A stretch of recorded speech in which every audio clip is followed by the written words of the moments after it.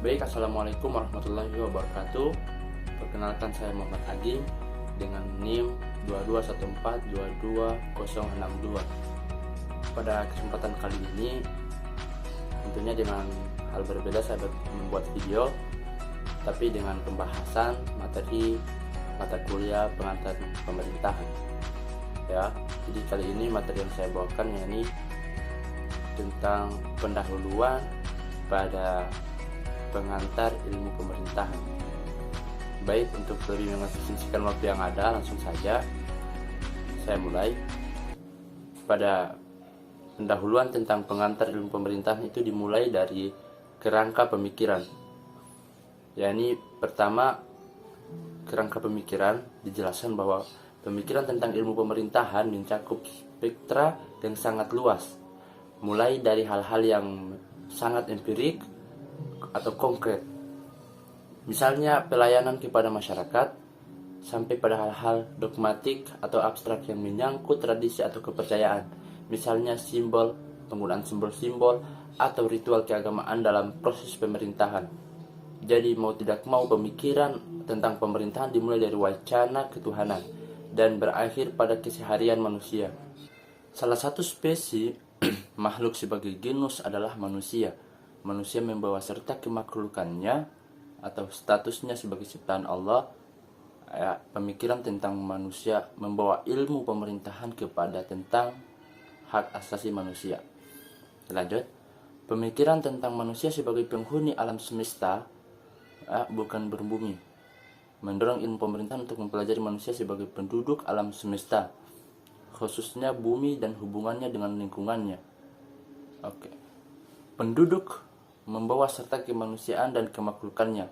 Selanjutnya, penduduk bermasyarakat, masyarakat membawa serta kemaklukannya, kemanusiaan dan kependudukan.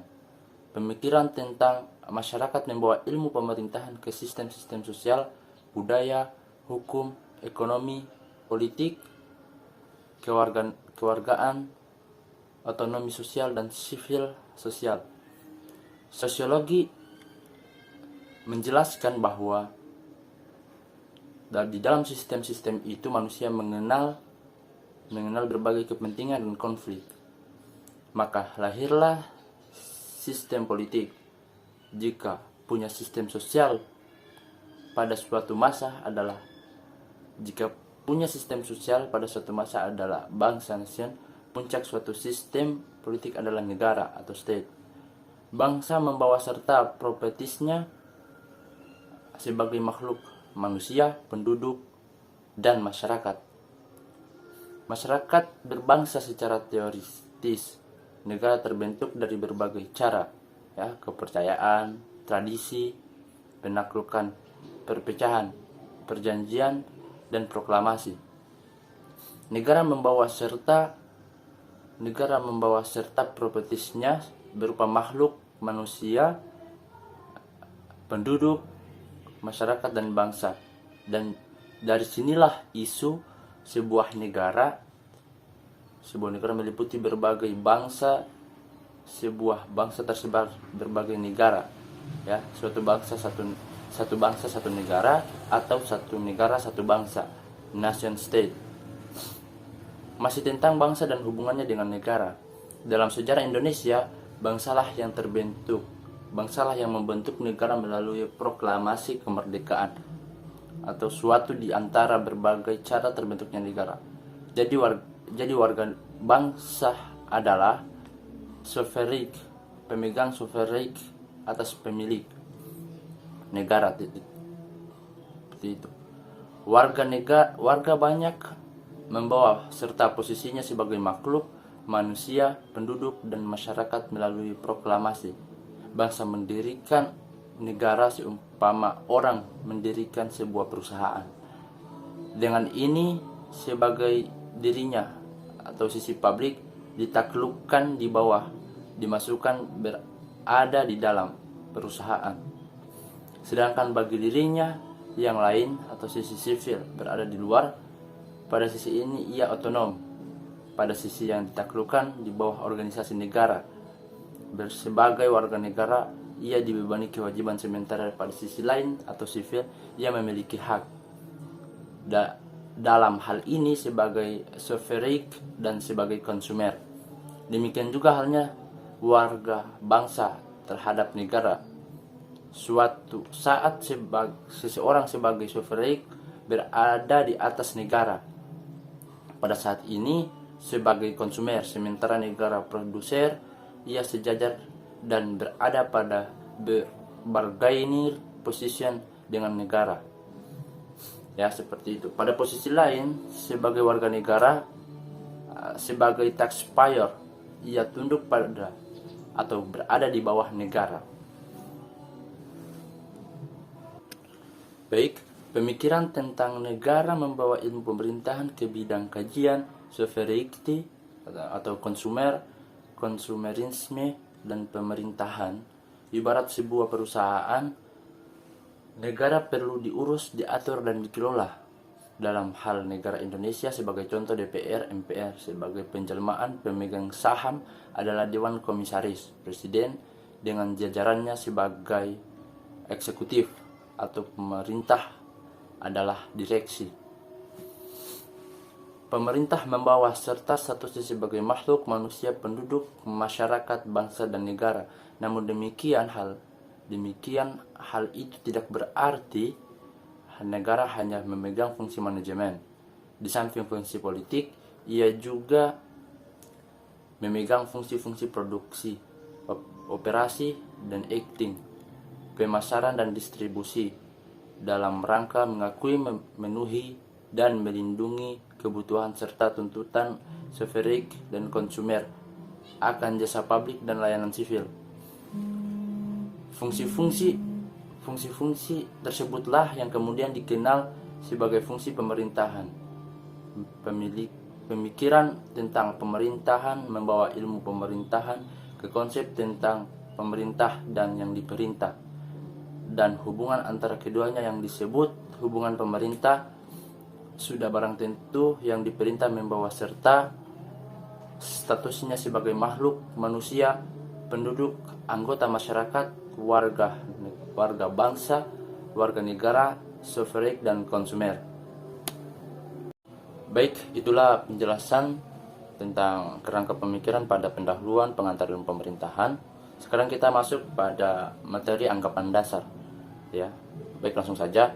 6 generasi pemikiran di atas berhubungan satu dengan yang lainnya, berawal dari hal yang bersifat mendasar, abstrak atau teoritikal, dan berakhir pada yang bersifat manajemen, kelembagaan, normatif, teknikal, atau praktikal. Setiap ilmu bermula sebagai filsafat dan berakhir sebagai seni. Hal yang mendasar diungkapkan oleh Walter Lippmann dalam The Public Philosophy, yaitu inilah basic platform ilmu pemerintahan. Pemikiran melalui kerangka dan rute di atas pada akhirnya tiba pada gejala hubungan pemerintahan antara pemerintah dengan yang diperintah. Seperti itu. Pemerintahan atau governance itu sendiri merupakan gejala sosial. Wilayah pemikiran yang dilalui rute tersebut adalah objek material. Semua ilmu pemerintahan dengan warga ilmu sosial lainnya adalah anggapan sosial, common platform, termasuk ilmu pemerintahan yang membeda dasarnya. Anggapan dasar itulah yang membentuk koridor baru sebagai wahid forma ilmu pemerintahan. Baik, antara negara dengan badan usaha terdapat kesejajaran. Ini kita berbicara tentang anggapan dasar itulah yang membentuk koridor baru sebagai wahid forma ilmu pemerintahan.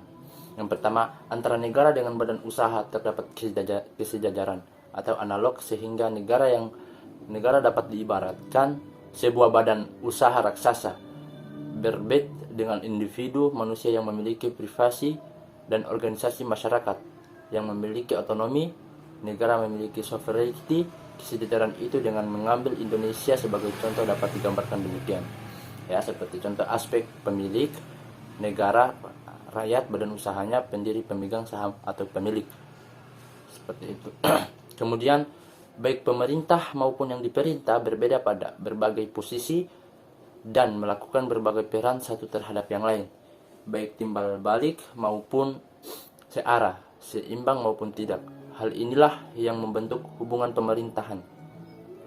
Kemudian pemerintahan adalah sebuah sistem multiproses yang bertujuan memenuhi dan melindungi kebutuhan dan tuntutan yang diperintah akan jasa publik dan jasa sivil. Tuntutan yang diperintah berdasarkan berbagai posisi yang dipegangnya, misalnya sebagai suverik, sebagai pelanggan, konsumer yang tidak berdaya, dan sebagainya. Pada dasarnya proses-proses itu kumulatif, proses demand supply, produksi konsumsi, pemasaran penjualan, distribusi ekspedisi, pembelian atau penerimaan penggunaan, dan evaluasi feedback. Kemudian siklus pemerintahan bermula pada suatu saat tatkala terjadi pemerintahan, yang berarti terbentuknya hubungan antara pemerintah dengan yang diperintah berdasarkan berbagai cara. Jika saat itu misalnya saat terjadi kesepakatan bersama dalam bentuk perjanjian, maka siklus tersebut bermula pada janji komitmen yang lahir dari kehendak bebas dan berakhir dengan percaya yang lahir dari pertanggungjawaban. Tingkat kepercayaan mewarnai pembaharuan atau pembuatan janji berikutnya. Demikian terus-menerus. Dari percaya tumbuh harapan dalam menghadapi masa depan. Namun demikian saat awal itu sulit diidentifikasi, karena jika diamati pada suatu saat pemerintah tidak dapat lahir dari kekosongan, melainkan dalam mata rantai hubungan kausal dari dahulu sampai sekarang. Kemudian yang diperintah adalah konsumer, produk-produk pemerintahan, penanggung dampak negatif pembangunan, pembayar risiko mismanajemen negara, pemikul biaya sosial kegiatan para politisi, kambing hitam kegagalan para penguasa, korban upacara ritual kemenangan elit dalam mempertahankan kepentingannya, dan pembayar biaya penyelenggaraan negara serta gaji pemerintah. Kemudian biaya penyelenggaraan negara bersumber pada sumber daya alam (SDA), sumber daya alam dan sumber daya manusia dan sumber daya buatan (SDM dan SDB). Di bawah sistem pemerintahan yang demokratik, semua nilai sumber yang terdapat pada sebuah bangsa, negara seperti hutan, air, angkasa BUMN, pajak, jam sostek adalah milik rakyat yang diperintah. Oleh karena itu pasal 33 ayat 3 seharusnya lebih kurang berbunyi, bumi dan air dan kekayaan alam yang terkandung di dalamnya adalah milik rakyat Indonesia dan dikelola oleh pemerintah dengan memperhatikan kelestarian alam untuk sebesar-besarnya kesejahteraan rakyat. Kemudian pemerintah adalah organ yang berwenang memproses pelayanan publik dan berkewajiban memproses pelayanan sivil bagi setiap orang melalui hubungan pemerintahan, sehingga setiap anggota masyarakat yang bersangkutan menerimanya pada saat diperlukan, sesuai dengan tuntutan atau harapan yang diperintah. Dalam hubungan itu warga negara asing atau siapa saja yang pada suatu saat berada secara sah legal di wilayah Indonesia berhak menerima pelayanan sivil tertentu dan pemerintah wajib melayankannya. Kemudian pertanggungjawaban pemerintah adalah pertanggungjawaban pribadi atau personal, bukan private, dan individual pelaku pemerintahan terhadap setiap konsumer secara pribadi dan individual dalam hubungan pemerintahan, sehingga setiap peristiwa pemerintahan dapat dipertanggungjawabkan. Jadi jangan sampai terjadi kasus seperti 27 Juli, Trisakti, Tanjung Priok, Semanggi yang penanggung-jawabannya tidak ada dan tidak seorang pun yang mengaku bertanggung jawab. Keputusan politik sekalipun harus dapat dipertanggungjawabkan. Kemudian yang terakhir yakni definisi ilmu pemerintahan. Dalam berbagai pustaka tentang ilmu pemerintahan telah dicatat beberapa definisi ilmu pemerintahan. Beberapa definisi itu bertolak dari anggapan dasar bahwa ilmu pemerintahan adalah bagian integral ilmu politik. ya, integral ilmu politik. Beberapa definisi lainnya bersifat normatif. Dari anggapan dasar di atas, untuk sementara ilmu pemerintahan dapat didefinisikan sebagai ilmu yang mempelajari bagaimana memenuhi dan melindungi kebutuhan dan tuntutan tiap orang akan jasa publik dan layanan sivil dalam hubungan pemerintahan, sehingga dapat diterima pada saat dibutuhkan oleh yang bersangkutan. Ilmu pemerintahan mempelajari pemerintahan dari dua sudut. Pertama, dari sudut bagaimana seharusnya sehingga dapat diterima oleh yang bersangkutan pada saat dibutuhkan, jadi normatif, ideal, das solen. Dan kedua, dari sudut bagaimana senyatanya pada saat dibutuhkan oleh yang bersangkutan, apakah ia menerima pelayanan yang diharapkan atau tidak, ya. Jadi empirik dan sin. Berdasarkan definisi itu dapat dikonstruksikan ruang lingkup ilmu pemerintahan. Ruang lingkup itu terdiri dari yang diperintah,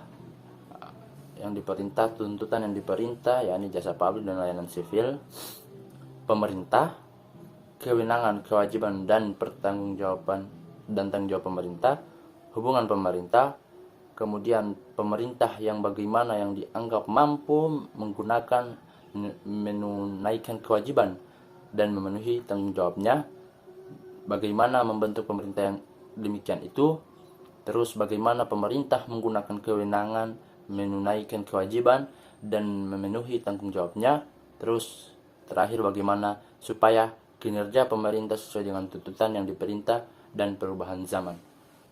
Baik, itulah penjelasan dari saya tentang materi pendahuluan pada pengantar ilmu pemerintahan. Mohon maaf apabila ada salah kata ataupun yang tidak kejelasan dari penjelasan saya. Saya hanya manusia biasa. Saya akhiri. Akhir kalam. Assalamualaikum warahmatullahi wabarakatuh.